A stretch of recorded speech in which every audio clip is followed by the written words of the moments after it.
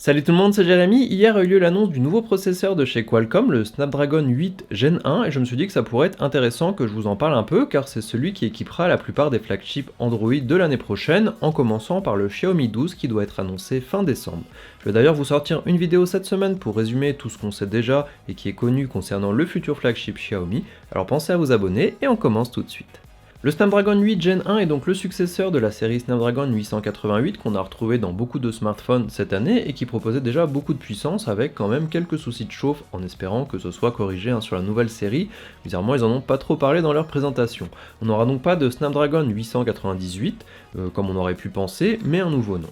Pour la partie plus technique, le processeur va utiliser une architecture en 4 nanomètres avec un jeu d'instructions ARM V9. Je vous donne pas tous les détails techniques déjà car c'est pas quelque chose que je maîtrise et je pense qu'il est le plus parlant, c'est les différences entre la performance qu'on avait sur l'ancienne génération et la nouvelle. On aura donc un processeur 20% plus rapide que l'ancien sur la partie CPU tout en réduisant la consommation de 30%, donc forcément ça peut permettre d'avoir une meilleure autonomie sur les futurs smartphones tout en ayant de meilleures performances. Pour la partie GPU, la puce graphique, on aura un nouveau Adreno 730 GPU qui lui aura 30% de performance en plus et jusqu'à 25% de moins en consommation. De nouvelles fonctions qui ont été développées aussi sur cette partie gaming pour améliorer l'efficacité et la consommation de la batterie. L'Adreno Frame Motion Engine permet de doubler les FPS ou encore de garder le même nombre de FPS mais de diviser la consommation par deux. Tout cela se fera grâce à l'intelligence artificielle.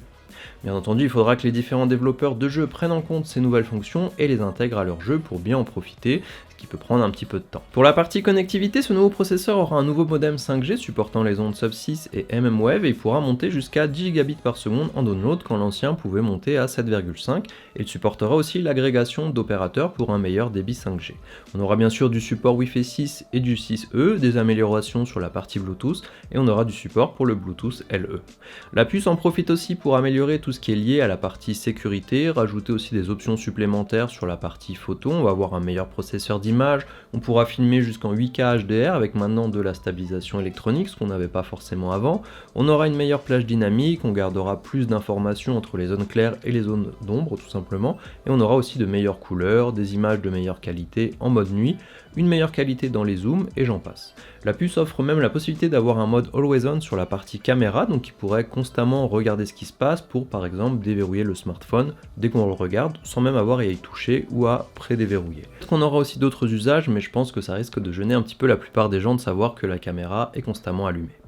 On a pas mal de nouvelles choses et finalement ce qui est le plus intéressant pour moi c'est plutôt les nouvelles fonctionnalités sur la partie photo ou l'amélioration de la consommation énergétique par exemple, plus que de dire qu'on a toujours plus de puissance, surtout qu'il faut encore que derrière les constructeurs de smartphones fassent bien leur travail pour que le processeur soit pleinement exploité et qu'on puisse réellement profiter de toutes ces nouvelles fonctions, car le processeur peut le proposer mais les constructeurs peuvent ne pas choisir de les utiliser ou encore de ne pas réussir à les intégrer correctement.